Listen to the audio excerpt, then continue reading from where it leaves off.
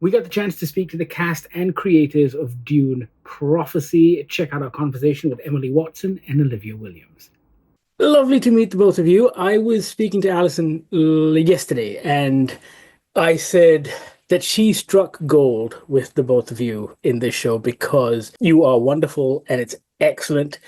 But I have many questions. And Mhm. the first of which is the Dune universe, whether it's the movies or your show, which is set 10,000 years in the past, often focuses on legacy and the impact of one's actions throughout generations. And I was Mhm. curious when you took on Valia and Tula, whether you felt that those characters had a sense of that legacy.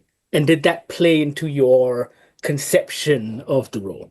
Absolutely. I think that was a brilliantly asked question and a very perceptive take on the whole thing. I think um, for Valia, and she sort of swoops Tula along in her wake, she is utterly driven by the sense of injustice to her family, by the lie that has been perpetrated by the Atreides and that has caused them to be banished to this terrible, awful frozen planet. And then in trying to overcome that, terrible tragedies happen, and she is driven by vengeance and rage.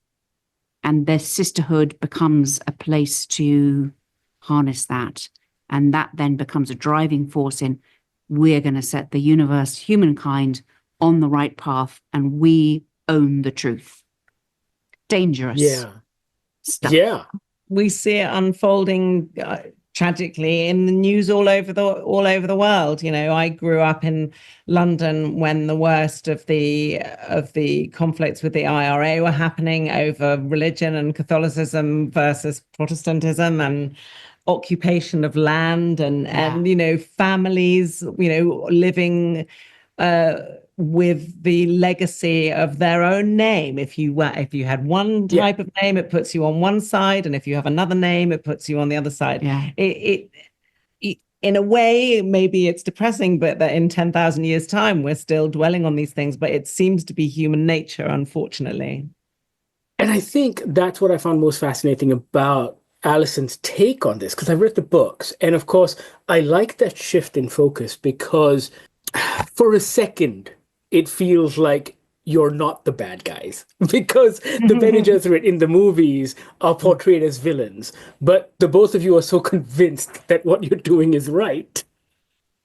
It is Wow. very important. That is the nature of acting, you know, and I mean that very sincerely. You have to believe in the self-righteousness of your character. Yes.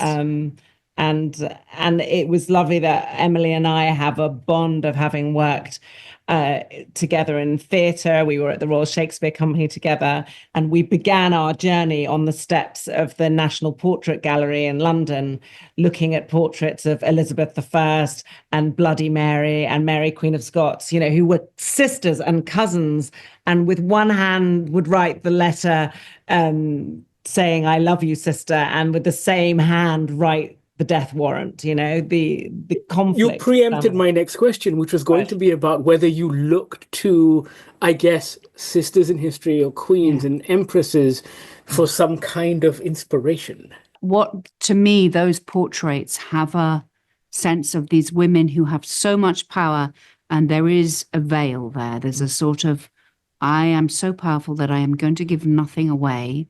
And just the portrait itself is designed to invoke fear, to invoke respect, to invoke, you know, and those portraits are full of iconography that's all about plunder and, you know, Elizabeth, you know, that's when the seeds of the British Empire were beginning. And obviously, you know, that's been a worldwide effect. I also feel there's a very strong issue about if women are going to be powerful, they have to be in some way segregated from men. And I'm sad to say, I feel that seems to be happening again in certainly in Western society. You know, growing up in the 60s and 70s, there was this sense of female liberation, and unbelievably, that seems to be being reduced. You know, the history is cyclical, not linear in that sense.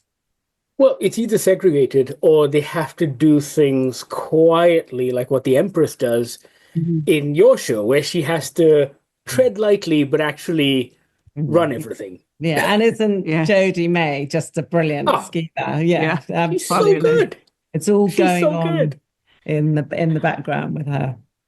So, guys, you talked about working together at the Royal Shakespeare and theatre. Why has it taken this long to be on screen together? It's crazy. Yeah, We've you'll had have such you'll a have long history together.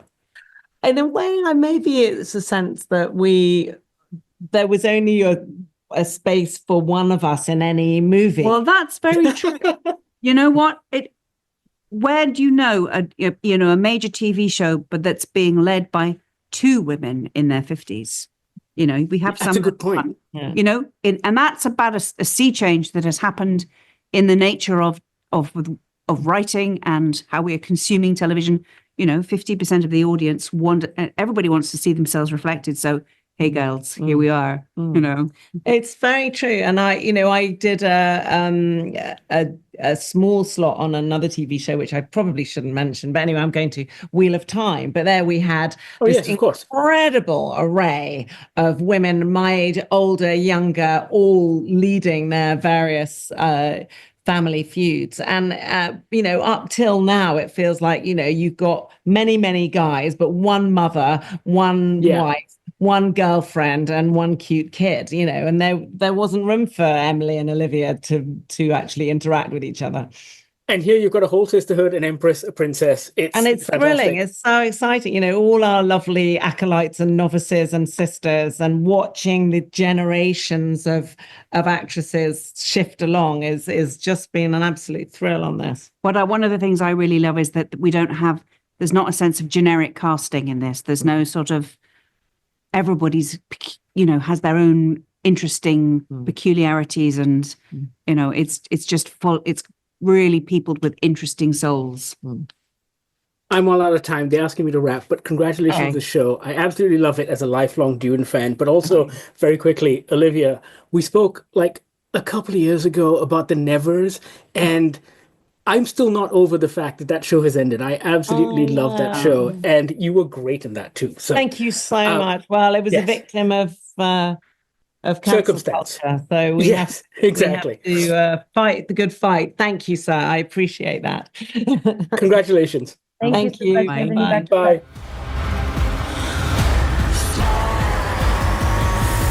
Watch Dune Prophecy when it premieres on Max November 17th. Check it out. Let us know what you think. Sound off in the comments. Thank you so much for watching.